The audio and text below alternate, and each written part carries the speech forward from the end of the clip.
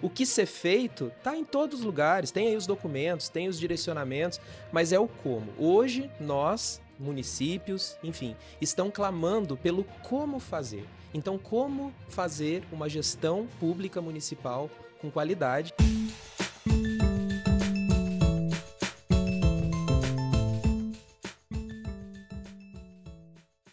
Estamos iniciando mais um podcast Governança e Gestão Municipal, hoje com a participação do Tom Ferreira, nosso grande amigo da área de educação, que representa aqui especialmente a FAS Educação e Tecnologia.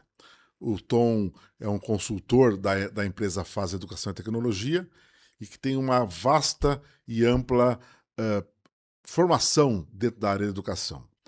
Ele é mestre em ciências pela Universidade de São Paulo, pós-graduado em ética, valores e cidadania também pela própria Universidade de São Paulo, licenciado em matemática pela Unesp, outra grande universidade do estado de São Paulo, atua profissionalmente há praticamente 20 anos como consultor na área de educação, na área também de projetos educacionais, é pesquisador e articulista de assuntos relacionados com a docência e é um grande incentivador das mídias eletrônicas, sendo influência com mais de 400 mil seguidores, sempre voltado para essa área de educação, especialmente educação pública. Tom, é um prazer muito grande estar aqui com você hoje, dizer para você que o nosso relacionamento pessoal e do meu escritório com a FAS Educação e com as empresas do grupo da FAS já vão para lá de 20 anos também, de modo que é algo que a gente tem muito prazer de poder estar tendo a sua visita no dia de hoje. Dizer para todos os nossos ouvintes e os nossos as pessoas que nos acompanham, que a educação sempre foi um dos assuntos que mais nos interessou dentro do poder público. Então, com isso, eu iria te perguntar, começar a pedir para que você fizesse uma primeira apresentação, uma primeira colocação, para que nós pudéssemos iniciar o nosso bate-papo sobre o assunto administração pública e educação pública. Primeiramente, Marcelo, muito obrigado pelo convite. A FAS Educação se sente lisonjeada de poder estar aqui, de poder falar sobre aquilo que de fato é importante para prefeito, para secretário de educação e colocar aqui aquilo que de fato precisa ser feito, né? Como ser feito? Porque o que ser feito está em todos os lugares, tem aí os documentos, tem os direcionamentos, mas é o como. Hoje, nós, municípios, enfim, estão clamando pelo como fazer. Então, como fazer uma gestão pública municipal com qualidade? É isso que a gente vai falar aqui hoje, é isso que a gente vai trazer aqui hoje, e com dados, com fatos e com ações que já estão sendo feitas em outros lugares e que estão dando resultado. Então, não é reinventar a roda. O que a gente vai trazer aqui são realidades. Perfeito. Ô Tom, para a gente dar início aí ao nosso bate-papo, você sabe que o mote principal do nosso podcast, em todos os episódios que tivemos, e vamos tentar manter isso nos futuros, é falar de governança e de gestão municipal. Perfeito. E aí, então, a primeira indagação, a primeira provocação que eu faria com você é que você fizesse uma análise para nós de como que está a gestão da educação pública nos municípios brasileiros. A gente ouve muito dizer que o município tem recurso, que o município recebe muito dinheiro na educação, mas que esse recurso, em tese, ele é mal gerido. Não existe uma gestão efetiva para que ele possa ser bem utilizado. Como que você, estando no mercado, diante do seu currículo, da sua atuação, da atuação da FAS, como que você vê essa realidade hoje? Marcelo, nós, enquanto FAS, nós atendemos municípios desde norte a sul. Então, nós temos as realidades desses municípios, tanto os municípios maiores quanto os municípios menores. Vocês têm municípios atendidos no Brasil todo? No Brasil todos todo. Os estados, quase. Brasil todo. Todos os estados a gente tem atuação, desde municípios com 200, 500 mil habitantes, até município que tem 5, 7 mil habitantes. E com isso a gente vai conhecendo essas realidades, porque quando a gente fala de Brasil, Marcelo, a gente está falando de 5.570 realidades diferentes, que é o número de municípios que o Brasil Exatamente. E cada município tem a sua especificidade, cada município tem a sua dor. Então, quando a gente fala de recurso, O governo federal, a Constituição, eles garantem recursos importantes para a educação, principalmente agora, com esse novo Fundeb permanente, que tem aí uma complementação, nós vamos falar um pouquinho mais sobre isso depois. Perfeito. Então, o recurso, ele existe. Porém, o mais importante é, recurso está ali, está posto. Agora, como ele é planejado, como ele é executado e o mais importante, como ele é monitorado. É isso que não está acontecendo em muitos lugares. A questão da execução e do monitoramento. E é por isso que muitas vezes o município fala assim, poxa, vem recurso, mas eu não consigo dar conta. Eu não consigo dar conta da folha de pagamento com o Fundeb, eu não consigo dar conta... Peraí, vamos olhar, vamos dar um passo para trás e vamos ver como que isso está sendo gerido, né? Então, o gerenciamento disso é que faz com que os municípios não consigam ter pé para fazer tudo isso sozinho. Isso é uma realidade. É uma realidade. É uma realidade do estado de São Paulo, é uma realidade do Nordeste, é uma realidade do Sul. Isso acontece de forma, assim, avassaladora nos municípios. Tem alguns pontos importantes. Primeiro ponto, quando a gente fala dessa questão, é o planejamento a longo prazo. A gente sabe que os municípios têm que fazer os seus planos plurianuais e ali fazer um planejamento estratégico a longo prazo. Isso é feito, só que é feito para cumpra-se. Eu preciso cumprir esse plano plurianual. Então, na verdade, a gente poderia entender que a falta de resultado ou um gerenciamento não tão adequado desses recursos decorre dessa falta de planejamento e dessa estruturação. Por exemplo. E aí, nós poderíamos dizer também que, em função disso, aqueles indicadores, inclusive indicadores de âmbito internacional, como o PISA, por exemplo, vão fazer com que o Brasil seja mal pontuado e mal situado nesses indicadores. Exatamente. Tá. Você ia dar um exemplo? O exemplo que eu quero dar para você é o seguinte: tem muitos municípios que precisam ter nesses cargos técnicos pessoas técnicas. Porque, Marcelo, tem município que perde, eu conheço, a gente atua em município que está perdendo dinheiro, perdendo de receber verba. 40 milhões. É muito dinheiro que o município perde. Recurso Por que que ele viria do governo Viria do federal. governo federal. Por que não está vindo, Marcelo? Porque eles não estão informando corretamente as informações no sistema, num CIMEC da vida, num PAEE da vida sobre a educação especial e tá deixando dinheiro na mesa, tá deixando de receber verba. Isso acontece muito. Por quê? Porque quem ocupa esses cargos técnicos, muitas vezes, são cargos políticos, indicações, e isso impacta diretamente nos resultados da Você educação. entende que os cargos técnicos, eles poderiam ser, então, melhor providos, e sendo melhor providos, nós teríamos melhor qualidade no trabalho de gestão da educação, seria um dos pontos, e isso certamente impactaria nos resultados. Com certeza. E aí, com certeza. aquilo que nós temos de resultados pífios hoje, por exemplo, eu dei o exemplo do PISA, que queria até que você falasse um pouco sobre ele, é uma realidade e é em função de que nós temos uma gestão inadequada. Exatamente. Recursos nós temos, talvez nós tenhamos até pessoas capacitadas para, eventualmente, ensinar, fazer a parte da sala de aula, vamos dizer assim, mas nós não temos uma gestão adequada e que temos, então, um problema nisso daí. Exatamente. A gente vê município com pouco fazendo milagre e município com recurso não transformando isso em educação. Ou seja, ter o dinheiro não significa necessariamente fazer um bom resultado. Tá aí a questão, você falou a palavra. Ter só o dinheiro não resolve. Tanto é que nós vamos falar de outras coisas aqui importantes.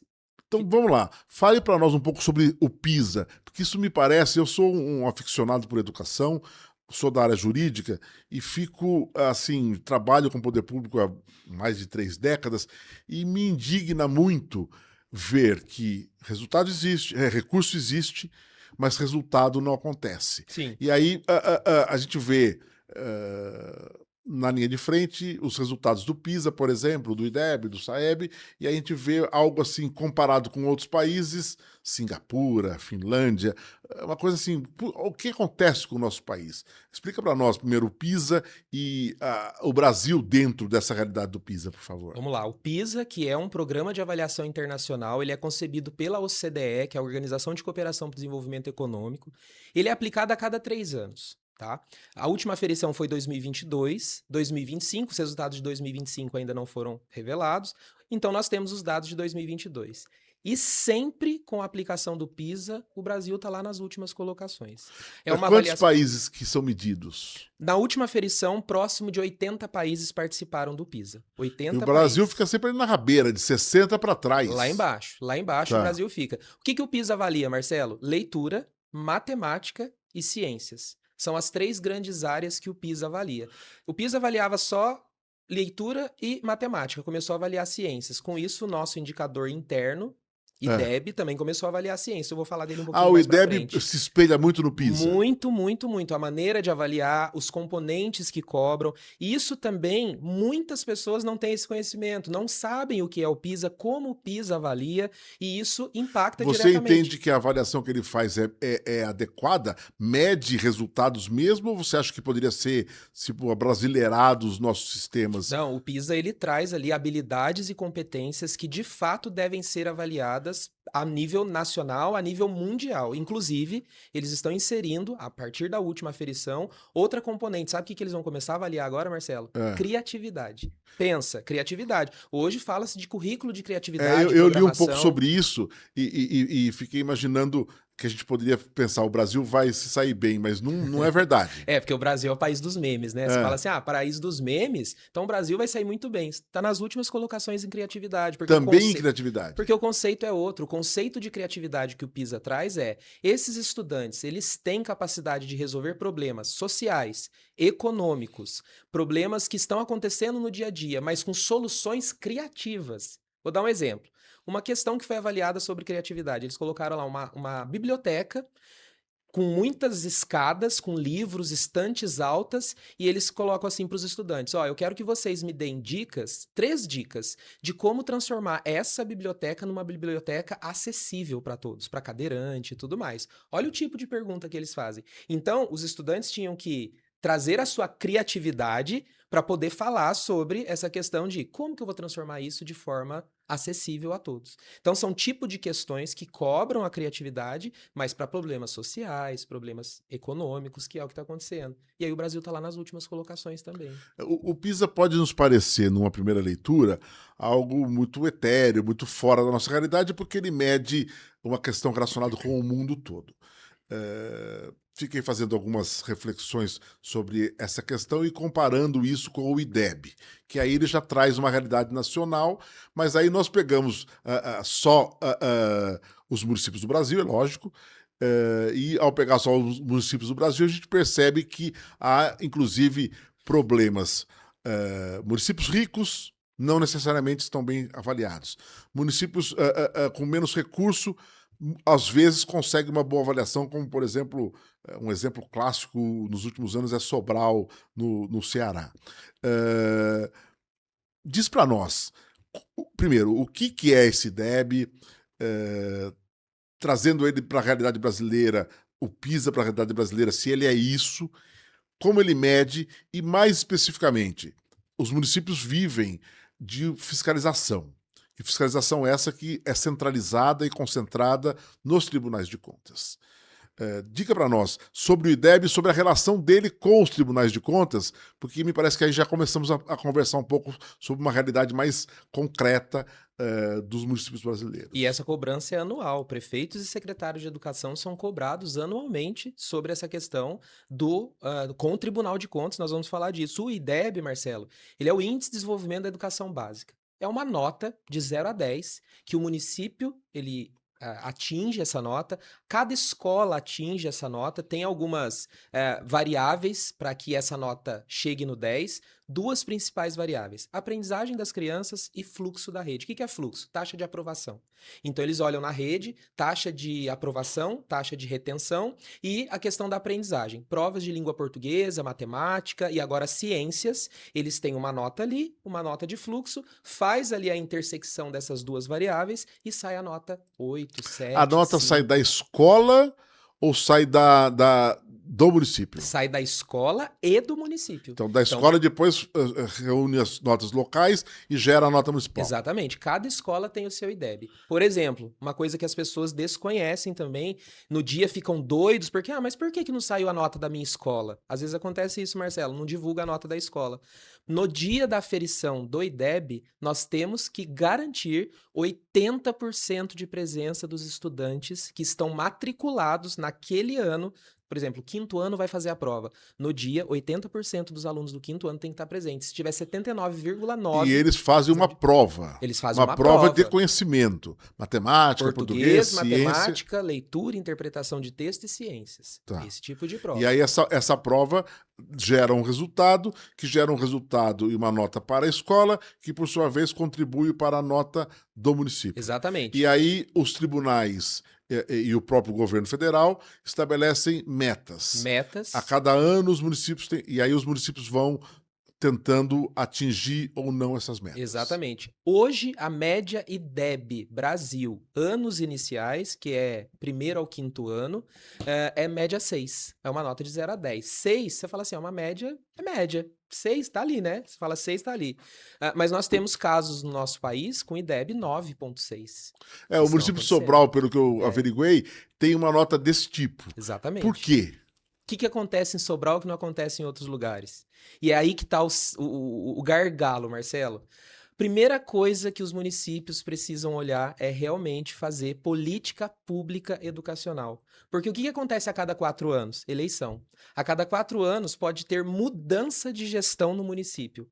E com isso, com essas mudanças de gestões nos municípios, acontecem as descontinuidades do que está acontecendo naquele município. Às vezes tem algo que está dando super certo, mas porque era do outro prefeito, eu não quero mais aquilo. Aquela ideia que a gente vê na administração em geral, do prefeito ainda pensar que a administração dele é seccionada em relação ao resto do município. Não é o interesse público municipal, não é a sequência de serviços públicos, não é a sequência de política, mas se é do anterior não serve, se é meu serve, o próximo faz a mesma leitura. Isso impacta e atrapalha decisivamente na educação. Demais, Marcelo, demais. Impacta na decisão, impacta em resultado, impacta em receber verba, impacta em tudo. Tudo, tudo, tudo. Por que Sobral conseguiu sair de um IDEB 4,2? Pensa, Sobral é no sertão do Ceará.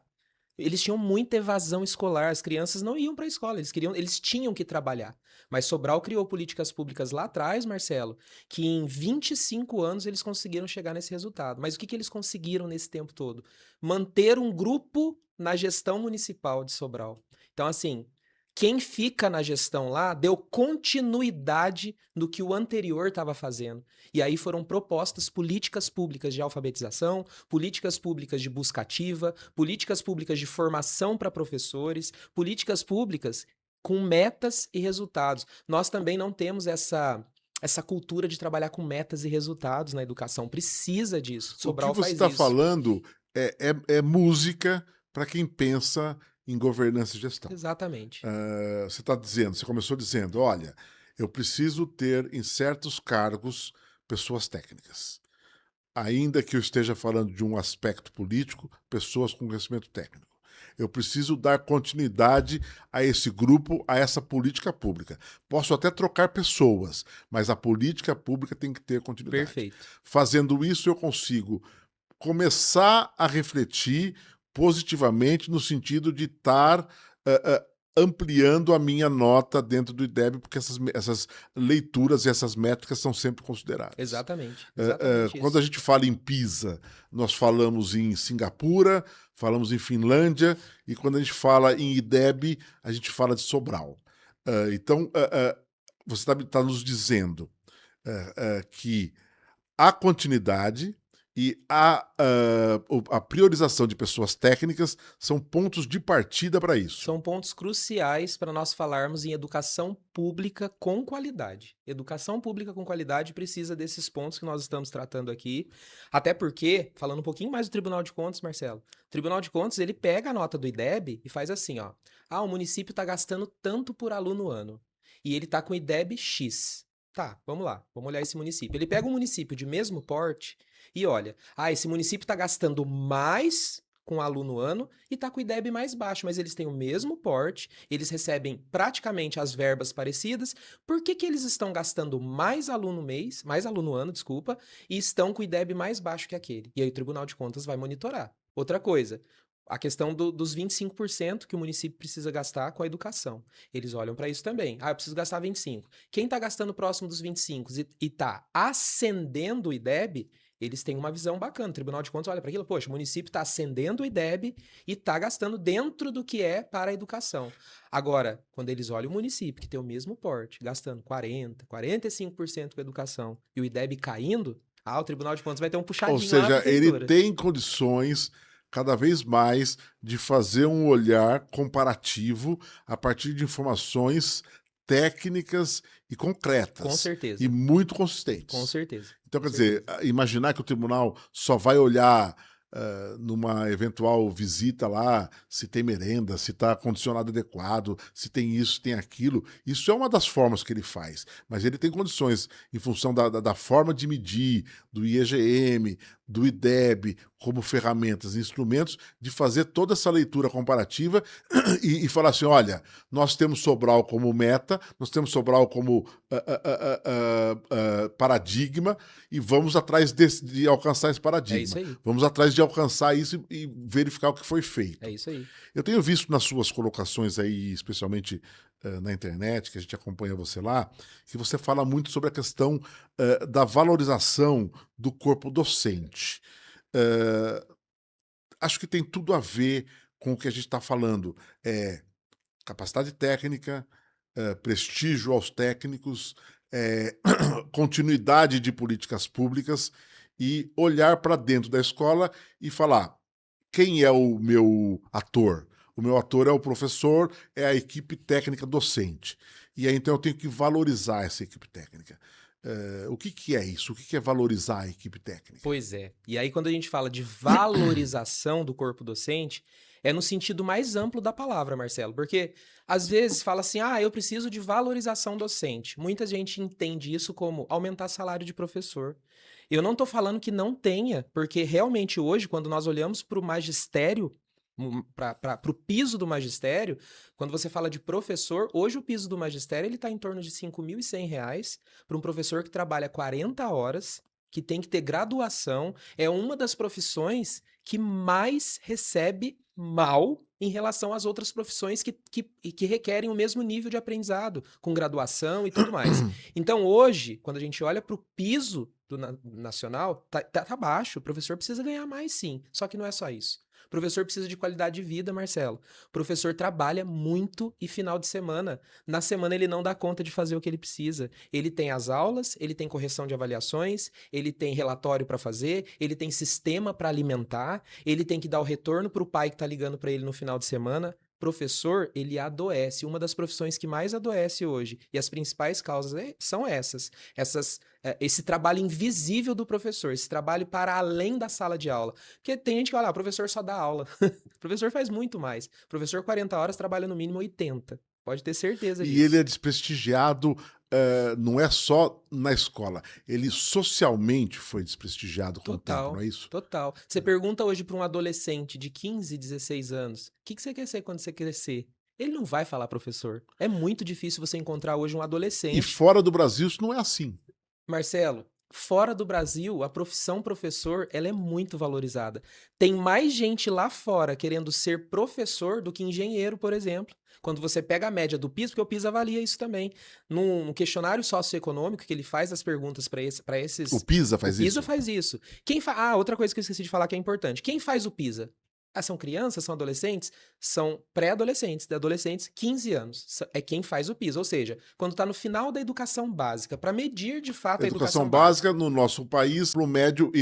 Da educação infantil ao ensino médio, a educação básica. Então, esse mesmo público que faz o PISA faz o IDEB. Faz o IDEB. O IDEB é aplicado nos anos iniciais, que é de 1º ao 5º ano, nos anos finais, que é de 6º ao 9º ano, e é aplicado no ensino médio também. Que é o 1º, 2º, 3º ano. 1º, 2º, 3º, perfeito. E aí o PISA avalia isso, ele faz uma pergunta, o que você quer ser quando você crescer? Quando ele fez isso para os 80 países participantes, a média professor ficou acima da média engenheiro, por exemplo. Ficou acima da média desenvolvedor de software, por exemplo, que é uma profissão que está em alta. Só que quando você pega só o resultado do Brasil, sabe quanto que deu o professor? 0,03%. dos brasileiros querem ser professor. Tá aí o resultado disso. Cursos de pedagogia, cursos de licenciatura fechando. As universidades não estão tendo quórum para esse tipo de curso. Acabou. Lá na minha região, Marcelo, eu moro em Pindamonhangaba, lá na região do outro interior de São Paulo. Lá tem muitas universidades também, inclusive USP, Unesp e tudo mais. Curso de história, geografia, física. Professor de física é uma agulha no palheiro. Não tem. Não tem. Então, assim, desprestigiada tá muito a profissão de professor. Muito. No Brasil. Certamente porque as pessoas percebem que ir para a escola, enquanto professor, é ir para esse ambiente totalmente desprestigiado, sem a organização necessária, que ainda que tenha recursos, não tem uma gestão adequada, faz com que isso se reflita na qualidade dos alunos, e aí ele não tem interesse em ir para dentro disso. A gente pode dizer também que, em função disso, não sei se você concorda com a minha afirmação, nós vamos tendo um grupo de professores que tem uma formação que não é a formação mais moderna do que seria o professor hoje. Tenho lido bastante sobre essa questão de educação, de que o professor seria alguém que deva assegurar o aprendizado. Ou seja, ensinar a aprender, porque você vai iniciar nos primeiros anos, depois vai tentar uma formação universitária, assim por diante, você precisa aprender a aprender, porque o resto você faz sozinho e você vai trabalhando.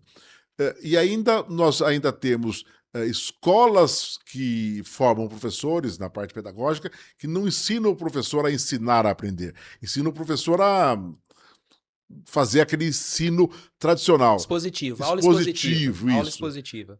Também é quase que um moto contínuo. A coisa vai tendo um problema aqui, vai gerando outro, é por aí. Marcelo, e ó, vou te falar.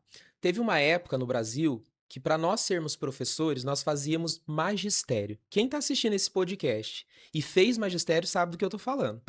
Quem fez magistério aprendeu a dar aula, porque o magistério colocava a gente no olho do furacão. A gente aprendia a dar aula. Aprendia. Hoje nós temos cursos, não vou generalizar, mas nós temos cursos de pedagogia, cursos de licenciatura que não tem, já começa a falhar aí a formação inicial desse professor, que não dá subsídio para esse professor ser Ela professor. É falha. Muito falha. Nós temos professores, Marcelo, se formando em pedagogia, passando em concurso público e entrando numa sala de aula com 30 crianças para alfabetizar essas crianças sem ter subsídio nenhum para isso, porque a faculdade não deu subsídio nenhum. Se esse professor não corre atrás sozinho, porque ele não se o professor é alguém que tem que ensinar a aprender, ele tem que saber trabalhar com projeto, Perfeito. Com interdisciplinariedade, trabalhar com diferenças. E se ele tem uma formação acadêmica formal, ele não tem isso, ele não está voltado para esses aspectos modernos. É isso mesmo? E aí, essa é a realidade do professor hoje? É a realidade, só que aí entra numa outra situação, que é o seguinte: o professor ele até quer fazer isso, Marcelo, mas ele não tem estrutura. Ele pega uma sala com 35 alunos, onde desses 35 alunos, ele tem, por exemplo, 5, 6 alunos que têm TEA. Ele tem alunos com outros tipos de laudos. Ele está sozinho nessa sala de aula e ele precisa fazer essa aula diferenciada. Ele tem consciência que ele precisa fazer isso. Só que ele não tem estrutura, ele não tem material. Vou te falar uma coisa aqui que eu acho que agora a gente é cancelado. Mas professor, Marcelo, muitas das vezes, se ele quer fazer uma aula diferenciada, às vezes ele compra coisas do próprio bolso. Porque ele não consegue.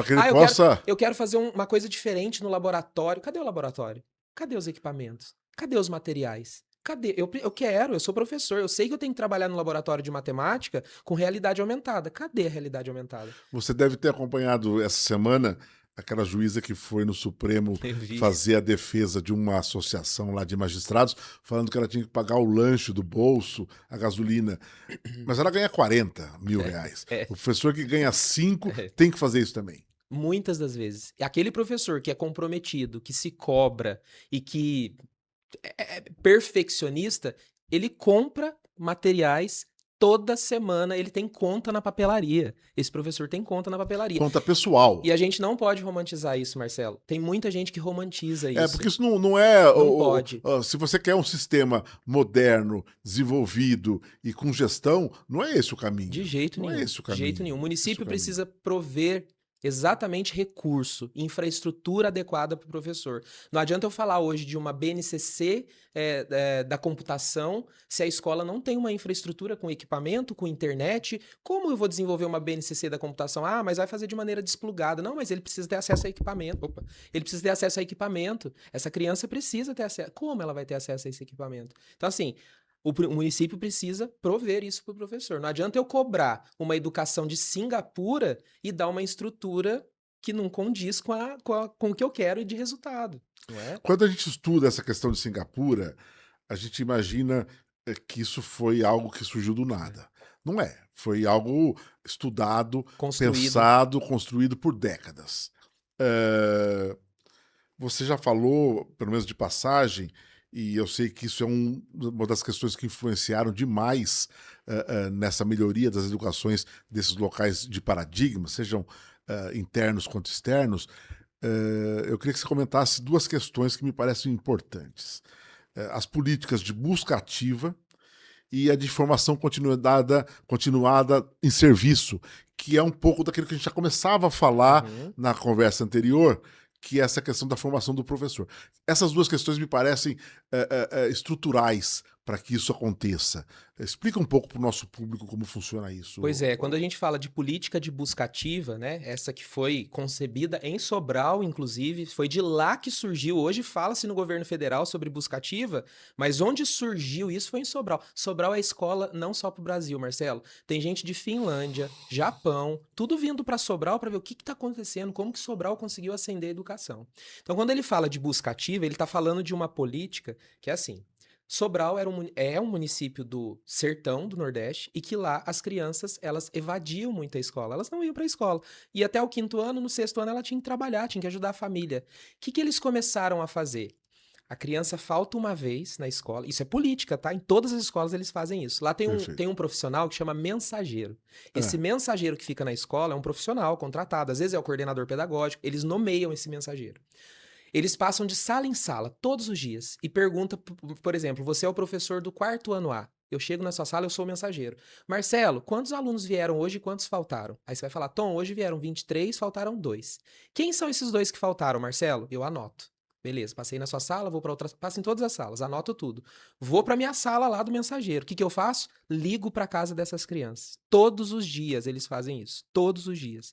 Liga. Ligou. Ô mãe, por que o Rafael não veio hoje? Ah, o Rafael não veio hoje porque ele tá doente e tal. Mas amanhã você vai mandar o Rafael? Ah, amanhã o Rafael vai para a escola. Se amanhã o Rafael não vai para a escola, liga de novo. Liga de novo para essa criança.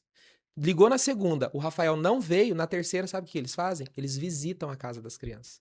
Então, assim, esse é um programa construído de busca ativa. Isso é a busca do aluno para que se insira ele dentro da sala de aula. Exatamente. E da forma como você relata, eu faço uma inserção do aluno, faço uma inserção da família e eu supero um outro problema, não sei se eu estou certo, você me corrige, supero um outro problema, que é o problema da família querer transferir para a escola a responsabilidade total pela educação, quando, na verdade, se ela não vier como parceira desse processo, não acontece. Perfeito, Marcelo. Hoje a concepção dessa família é: eu deposito meu filho na escola às 7 da manhã e retiro às 17. Ou seja, é um depositório de crianças. Hoje, infelizmente, a maioria, não estou generalizando, mas a maioria encara a escola como um local para, de fato, cuidar, criar, educar e ensinar as crianças. Não, a família ela é um ponto principal desse processo de aprendizado e desenvolvimento das crianças,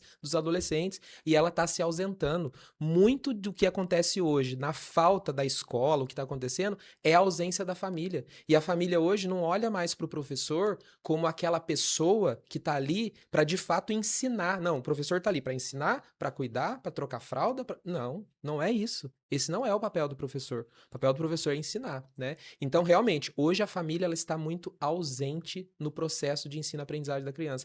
Vou dar um exemplo básico. O professor manda uma tarefa para casa. Aquela tarefa vai e volta do mesmo jeito. Não tem pai, não tem irmão, não tem mãe que ajude aquela criança a fazer a tarefa. Volta a criança com a tarefa não feita. Manda um bilhete na caderneta da criança. O bilhete volta, sem a assinatura da mãe. Faz reunião de pais, Marcelo. vai 20% dos pais. Vai o pai daquele aluno que tira 10, mas o pai do aluno que tira 2 não vai na reunião. Ou Essa seja, é a o realidade. aluno que tira 10, parte do 10 dele é a participação Com familiar. certeza. E aí, com do que certeza. tira baixo, não tem. E aí, a busca ativa é um meio muito diferente, muito mais proativo do que a caderneta de inserção e de comunicação com a família, né? E muito mais do que isso, um sistema de monitoramento das faltas das crianças. Sabe por quê? Isso vai impactar em resultado. Vou dar um exemplo. Tem crianças que começam a faltar e as escolas não começam a fazer esse monitoramento. Tem uma porcentagem de faltas no ano que a criança tem. Se ela atinge essa porcentagem, essa criança ela é encarada como evadida. Se ela é evadida, isso impacta diretamente no fluxo do IDEB. Lembra que eu falei que o IDEB é aprendizado e fluxo? Sim. E essas crianças estão faltando. A escola não está fazendo monitoramento dessas faltas. O que acontece lá? A criança vai ser registrada como evadida. Foi registrada como evadida, vai baixar a nota do IDEB. Olha como é importante a busca ativa. Olha como é importante manter esse monitoramento da frequência das crianças diariamente. E essa questão da formação continuada em serviço, como que é isso? Pois é, aí é que tá, porque fala-se assim, ó, a formação inicial do professor ela é falha, e é mesmo. Muitas universidades falham na formação inicial do professor. E os municípios, eles precisam prover para os professores formação continuada. Só que muitas das vezes essa formação continuada, ela é feita como convite para o professor ou impositiva para o professor. Só que essa forma impositiva, ela precisa ser impositiva, mas de uma forma que você faça com que o professor consiga fazer essa formação. O que Sobral faz? Vou dar o exemplo de Sobral de novo. Estou trazendo Sobral porque é como referência. Tá. Eles fazem formação em serviço. O que é formação em serviço? Por exemplo, na segunda-feira, todos os professores dos primeiros anos, primeiro ano, lá com os pequenininhos, eles não vão para a sala de aula. Eles vão para o centro de formação de Sobral, todos os professores da rede vão para o centro de formação de Sobral ou na própria escola, vai o formador na escola e esse professor passa por um processo de formação. Ou seja, ele não vai para a sala de aula. Aí você pode pensar assim, ô Tom, mas e aí as crianças da sala desse professor? Ficam soltas, dividem essas crianças nas outras salas? Não. Lá eles têm uma política pública de um professor que chama PAEB, Professor de Apoio à Educação Básica, o famoso substituto. Sei. Na segunda-feira, esse Ele que assume. Exatamente. Na segunda-feira, os professores do primeiro ano. Na terça-feira, os professores do segundo ano. Na quarta-feira, os professores do terceiro ano. Ou seja, esse professor, ele é assíduo na formação, porque é no horário que ele estaria em sala de aula, então ele tem que estar na formação, e eu não sobrecarrego esse professor. O problema hoje das formações que não são feitas em serviço é a sobrecarga que esse professor Isso, tem. na verdade, acho que é um pouco do reflexo, né, Tom, da ideia de formação que começa a existir na iniciativa privada como um todo. Exato. Independentemente de ser escola ou de ser uma empresa. Exato. As empresas, e acho que o poder público também pode se espelhar nisso e começar a pensar nisso, começam a verificar que as formações dos profissionais que chegam para dentro da empresa, elas são falhas. Mas não é que elas sejam só falhas, elas não são específicas. Exato. Eu preciso ter algo muito mais específico para aquela atividade que eu quero. E aí começam as formações em company, começam as universidades das próprias instituições empresariais e assim por diante. E imaginar e internalizar a ideia de que formar não é gastar tempo. Porque as pessoas imaginam, não, esse professor não está na sala de aula, ele está lá assistindo o curso. Imagina que aquilo ali é uma perda de tempo. Ao contrário, isso é parte do... E se você coloca isso como parte constante, permanente, no horário, você acaba facilitando esse tipo de situação. E, Marcelo, isso está comprovado com dados e fatos. Olha o IDEB de Sobral, 9,6, quase 10. Aqui em São Paulo, nós estamos do estado de São Paulo, o nosso grande público é de São Paulo. Você tem municípios com boas evoluções no IDEB? Temos. Por exemplo, Atibaia é um município que evoluiu bastante no IDEB. E o que Atibaia fez? Vou dar um exemplo de Atibaia, porque eu conheci a secretária da época, inclusive hoje ela está no governo do estado, em São Paulo, Márcia Bernardes. Ela não reinventou a roda. Ela fez aquilo que ela viu que está dando certo lá, trouxe para Atibaia. Claro que ela tropicalizou, porque não dá. Às vezes a gente tem que tomar muito cuidado com isso também, porque a gente olha lá fora, Singapura, Finlândia, Japão. Vamos fazer o que tá dando certo lá aqui. Só que a gente tem que sempre trazer para a realidade brasileira. Tem que tomar muito cuidado. Porque Perfeito. a gente quer fazer Ctrl-C, Ctrl-V e dá ruim. Dá ruim. Nessa linha, eu acho que uma das coisas que os municípios têm trabalhado fortemente nos últimos anos é a questão da jornada escolar para além das 4, vamos chamar 4, se são 4, 5, da jornada básica, da jornada escolar de 4 horas, que o mundo inteiro começa a perceber que isso não é suficiente. Os grandes exemplos mundiais mostram que isso é feito de uma forma muito mais completa. Mas fica sempre aquela discussão. O que é essa jornada complementar? De novo, depositar o aluno na sala de aula. Eu tive dando uma lida em algumas referências e anotei alguns pontos aqui. Isso seria para que eu pudesse ter aulas de educação vivencial, colocar o aluno para colocar a mão na massa e começar a formar questões práticas para um mundo de trabalho, para uma profissão que ele, no tempo, vai começar a se familiarizar com ela. Como que você vê os municípios tratando essa questão e o que falta para que eles comecem? Porque a gente ouve dizer que os municípios estão começando a fazer a jornada complementar, mas não vê isso na prática ou com resultados efetivos. Como que vocês da FAS têm tratado essa questão? Vamos lá. Primeiro, assim, diferenciar duas coisas importantes. O que é educação integral e o que é educação em tempo integral. É diferente uma coisa da outra. São coisas diferentes? São coisas diferentes. Então, quando a gente fala em educação integral, eu estou falando do desenvolvimento em todas as dimensões desses alunos. Cognitiva, social, física, motora, enfim. Todas as dimensões eu vou desenvolver. Para essa criança ter atitudes em relação às habilidades do século XXI, isso é educação integral. Não é só ensinar português e matemática. Perfeito. É ensinar de maneira ampla todas as dimensões. Dentre elas, se você for pensar, o PISA lendo criatividade está pensando nisso. Está saindo daquela caixinha muito português, fechada. Leitura, matemática, é isso. Ciência. Perfeito, perfeito. Tá ampliando a sua avaliação para outras dimensões. Perfeito. E aí nós temos a educação em tempo integral, né? Que minimamente, no Brasil, ela é encarada 7 horas por dia. Então, as escolas que oferecem minimamente 7 horas para aquelas crianças, 35 horas semanais, portanto, né, de segunda a sexta, 35 horas semanais, é uma criança que pode ser enquadrada como tempo integral, escola em tempo integral. Com isso, o município também recebe mais, isso influencia em verba. Ele recebe mais recursos quando ele adere a escola de tempo integral. Ela recebe, o município, aí é aquilo que eu falei para você. Por isso a importância de ter pessoas técnicas nesses cargos técnicos. Ela precisa informar isso no sistema de que aquela criança, ela está como uma criança de escola, em uma escola de tempo integral.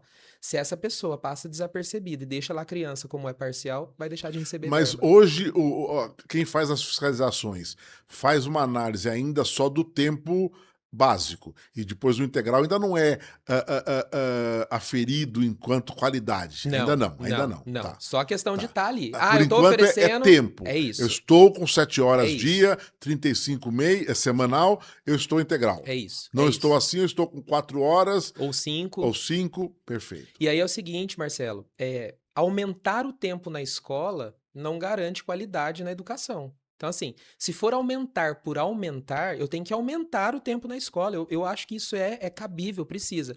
Mas espera aí, vamos lá, vamos dar um passo para trás. Os municípios têm estrutura para isso? Porque quando você aumenta o tempo na escola, você vai ter crianças que estariam manhã e tarde no mesmo horário na escola. Exato. Tem infraestrutura para isso? Muitas escolas funcionam com 2 turnos ou até com 3 turnos. Eu iria impedir esse tipo de funcionamento. Exato. Eu teria que, em tese, quase que dobrar a rede física. Tá aí a questão, Marcelo. Exatamente isso. E os municípios não estão preparados para isso. Não tem estrutura física, não tem estrutura de materiais, não tem estrutura de capital humano. Mas o município tem, de certa forma, em algumas circunstâncias, pelo menos na vivência que a gente tem aqui no estado de São Paulo, locais físicos de outro tipo de atuação. Ele tem um centro esportivo, ele tem um centro cultural, ele tem uma biblioteca. Isso também pode ser usado para esse tempo integral? E aí você chegou numa questão que a gente conhece um pouco também, porque a gente tem essa parceria, a Faz Educação, as empresas do grupo.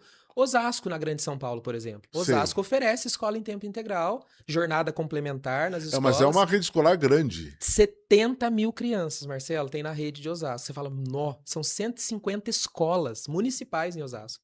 Mas aí você fala assim, mas como que oferece tudo isso para essas Osasco, crianças? se não me engano, está entre os 10 municípios maiores do estado de São Paulo. Exatamente. 700 mil habitantes por aí, não é isso? Lá, nós, enquanto Faz Educação, enquanto empresas do Grupo VIT, nós atendemos a escola de tempo integral deles. Exatamente em locais como esse que você falou, num centro comunitário, na própria escola, em ambientes diferentes, montamos ambientes diferentes, tendas. Só que não são tendas. Você fala tenda, fala, mas é uma. Não, é uma tenda muito bem construída na escola, é um ambiente construído na escola, containers. Porque daí a gente tem que ir para ações que a gente consiga, de fato, oferecer Existe espaço. resistência dos órgãos de fiscalização quanto à prova da execução desse tipo de complemento? Ou você acha que eles olham isso com bons olhos, sem entrar? Ah, mas eu tenho uma tenda lá, estou fazendo festa.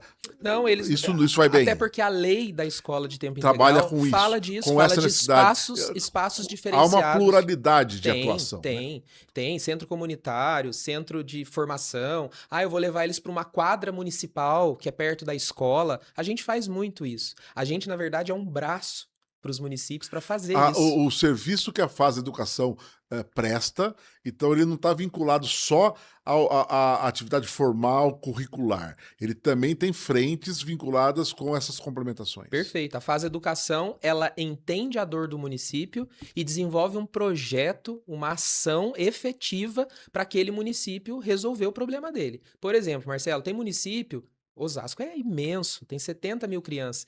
Imagina você fazer a atribuição e remoção dos professores na mão. Numa planilha de Excel. Não tem como, hoje a gente está falando de tecnologia. Então o município precisa de um software de gestão, por exemplo, para fazer atribuição, remoção, nota, falta, boletim, aplicativo para os pais. Isso tudo a Fase Educação coloca à disposição do município. Ah, não, mas tal município precisa de formação continuada para os professores, para ensinar esses professores, para trazer, na verdade, para ajudar esses professores a alfabetizar a criança. A Fase Educação oferece formação continuada. Ah, não, aquele município está precisando estruturar os laboratórios de informática, montar espaços de inovação. A Fase Educação vai lá e colabora com isso também. Então, a Fase Educação é como se fosse um carrinho de supermercado, onde você coloca ali os ingredientes necessários para cada realidade do município, porque, como eu disse, são 5.570 realidades diferentes no nosso país. E elas são diferentes mesmo, né? Muito, Marcelo.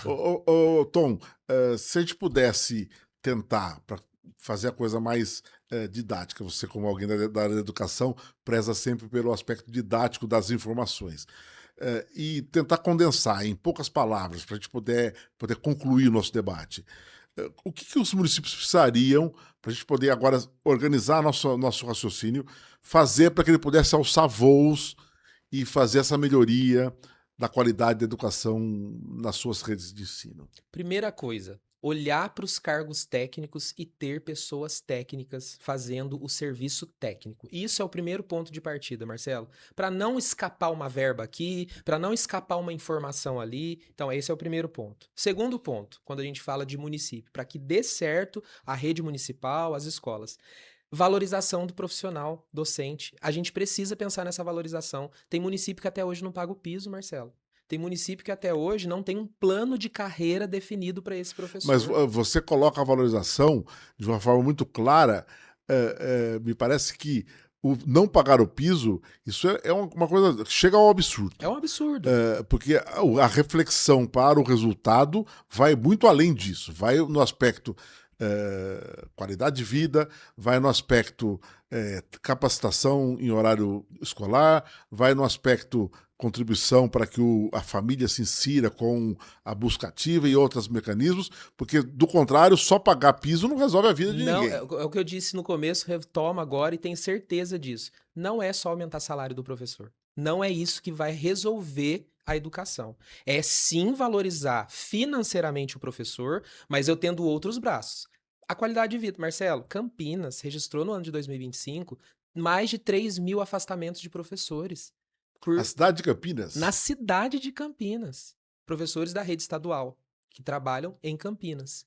Aí você fala assim, mas qual foi o motivo? Doença mental, burnout, depressão. É isso que está acontecendo com o professor hoje. O professor está estourando por dentro. Está estourando por dentro. Ele não está dando conta. E não é porque ele não quer, é porque ele não tem condições. Então, outro ponto importante é o município munir o professor de infraestrutura. Não adianta chegar numa sala com 45 alunos achando que vai dar certo dar aula para 45 alunos. A média da OCDE é de 15 a 20 alunos. Quando você pega os países lá fora, tem de 15 a 20 alunos por turma. Aqui você chega em realidades com 40 alunos numa sala de aula. Como que você dá aula para 40 alunos? Então, assim, é pôr o pé no chão e falar, poxa, que precisa melhorar? É isso. É o arroz com feijão, que Sobral fez muito bem, esse arroz com feijão. Perfeito. Então, nós estamos concluindo nossa conversa e eu tive a oportunidade de estar com vocês em alguns eventos nos últimos anos e me impactou muito positivamente duas experiências que vocês apresentaram nesses eventos, uma do município de Serra Negra e outra do município de Rio Claro, que foram experiências de intervenção da fase educação dentro dessa realidade que você nos relata. Para concluir, eu queria que você falasse um pouco desses dois projetos, para que as pessoas também tivessem um pouco de conhecimento de como eles funcionam e o que eles trouxeram de novidade e de impacto para essa realidade tão sofrida da educação brasileira. Perfeito. Rede de Serra Negra. Vamos falar de Serra Negra primeiro. Serra Negra é um município, né, que tem ali de rede municipal a educação infantil e o primeiro ano do ensino fundamental. A partir do segundo ano do ensino fundamental em Serra Negra, é tudo de responsabilidade do Estado. Então a prefeitura só toma conta da educação infantil e do primeiro ano. Então é com esse público que a gente atua lá em Serra Negra. A Fase Educação desenvolve um projeto chamado Infância Conectada. É um projeto que faz... Porque hoje a BNCC fala disso, tem que desenvolver a BNCC da computação. Mas de que forma? Os municípios não têm braços. Quem são os braços desse município? Faz Educação. Então hoje lá nós temos um centro... Lá o foco de vocês é a questão tecnológica. Tecnologia nas escolas. Tem um centro de tecnologia, um centro de inovação, onde essas crianças elas vão para esse centro de inovação para desenvolver habilidades com a tecnologia, com o conteúdo do professor. Fazem isso no contraturno ou no turno de escola? Noturno, junto com o escolar. professor. Tá. O professor entra nesse espaço. Olha que bacana, Marcela. A Fase Educação, ela não só monta o espaço, ela coloca um profissional lá dentro. Porque não adianta... É aquilo Como que a se gente fosse fala. um monitor técnico. É o que dá a mão pro professor. Porque se você fala pro professor também assim, professor, você tem que planejar a aula sozinho, com tecnologia, com aplicativo. O professor não vai fazer. Primeiro que ele não tem tempo. Segundo que ele não tem habilidade total para aquilo. Ele não tem hoje habilidade para isso. O professor, em geral, não tem essa habilidade. Não tem, e assim, não é oferecida uma formação para que ele tenha, para que de fato ele consiga. Então, eles precisam desses braços. Então, nós colocamos um profissional que dá esse suporte para o professor técnico nesse espaço, e aí o professor chega lá e fala assim, eu estou trabalhando sólidos geométricos com as minhas crianças na aula de matemática. O que a gente pode fazer nesse espaço de inovação? Com óculos de realidade aumentada, com os tablets, e aí o nosso profissional dá todo o subsídio para esse professor. Porque a gente vê muita realidade de município que ele vai lá e compra o equipamento. Pois é. E aí o professor não sabe usar.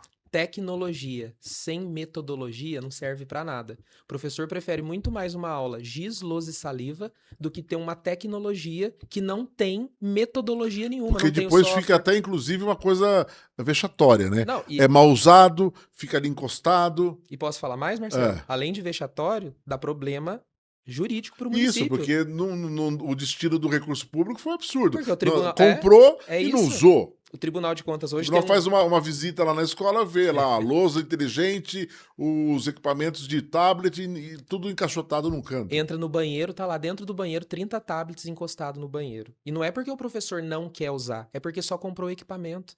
Isso não resolve o problema, né? Então hoje, por exemplo, o tribunal tem o IEGM, a Flávia falou muito bem, a doutora Flávia falou muito bem. Foi o nosso último anterior. encontro, o episódio número 5. Exatamente. Então, hoje, os municípios têm que se preocupar, inclusive, com isso. Porque, por isso que é importante um serviço de tecnologia. E não uma aquisição. E é isso que vocês desenvolveram em Serra Negra e também em Rio Claro ou não? Rio Claro também é um serviço de tecnologia. Em Rio Claro, a gente atende o Fund 2, de 6º ao 9º ano, os maiores também. Então já é um outro olhar. É um outro olhar. Lá eles trabalham com drone, com impressora 3D, com robótica. É outro material voltado para essa turminha de 6º ao 9º ano, também para potencializar a aprendizagem dessa turminha. Então, o professor de matemática, ele entra dentro desse espaço, ele usa drone para falar de ângulo, por exemplo. Né? Então, assim, é trazer a ferramenta como um meio de aprendizagem para aquela criança, não como um fim. Adianta só comprar professor, comprei 20 drones, está aqui na sala. Se vira. Não vai se virar. Ele não vai se virar.